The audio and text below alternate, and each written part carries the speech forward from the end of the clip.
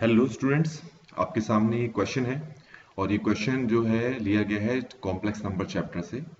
लिखा है the number of complex number z such that mod z minus iota equal to mod z minus one equal to mod z plus one is. अब इस question को जो है हम graphically method से भी कर सकते हैं और एल्जेब्रिक मेथड से भी कर सकते हैं, पर एल्जेब्रिक मेथड्स का यूज करने में थोड़ा ये लेंथी हो सकता है, तो हम इसको क्या करेंगे, ग्राफिकल मेथड से करेंगे, वो हमारे लिए बेहतर रहेगा। सबसे पहले आपको एक चीज पता होनी चाहिए जब हम यहाँ पर ग्राफिकल मेथड का इस्तेमाल कर रहे हैं कि जब हम लिखते हैं मॉड z माइनस है तो इसका मतलब क्या होता है, ये पता होना चाहिए। इसका मतलब है z का a से जो डिस्टेंस है उसी को मॉड z माइनस a कहते हैं। अगर कहीं पर ऐसे लिखा है मॉड z प्लस ए, तो इसका मतलब होगा कि z माइनस माइनस ए का मॉड। तो अब आप बोलेंगे यहां पर कि z का माइनस ए से जो डिस्टेंस है वो ये है। बात समझ में आ गई इन चीजों का क्या मतलब है। अब क्योंकि जो क्वेश्चन दिया गया है उसमें चीजें इसी फॉर्म में है, तो जरा यहां पर जाते हैं। तो सबसे पहले मैं आर्गन प्लेन यहां पर बनाता हूं, जो मैंने बना दिया।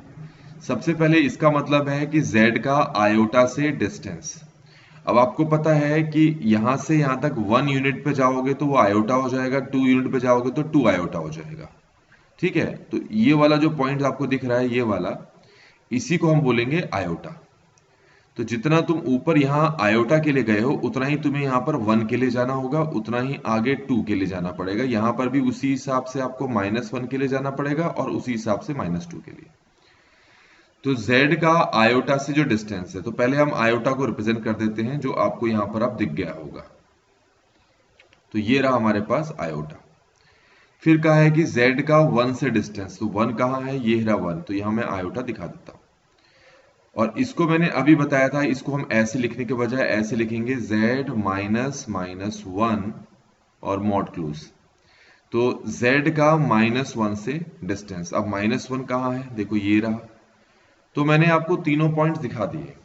अब आप खुद ही सोचकर देखें एक बार कि z किस जगह पर हो ताकि उसका डिस्टेंस इस पॉइंट से, ये वाले पॉइंट से, इस वाले पॉइंट से और इस वाले पॉइंट से जो है ऑलवेज इक्वल डिस्टेंस हो। क्योंकि यही तो लिखा है कि z का i से जो डिस्टेंस है, z का 1 से जो डिस्टेंस है, z का -1 से जो डिस्टेंस है, ऑलवेज क्या होने चाहिए, इक्वल होने चाहिए। तो ऑब्वियसली ऐसे केस में जो z है उसको यहां पर ओरिजिन पे होना चाहिए। तो z होगा हमारे पास 0 प्लस 0 आयोटा, जिसको हम z इक्वल टू 0 ही बोलेंगे।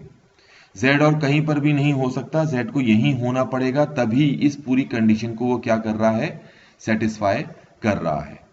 तो इसमें कहा है कि number of complex numbers z की कितनी वैल्यूज हमें यहां पर मिलेंगी, सिर्फ एक ही तो मिलेगी।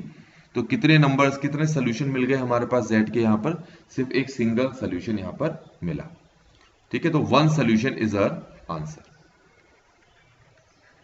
ठीक है।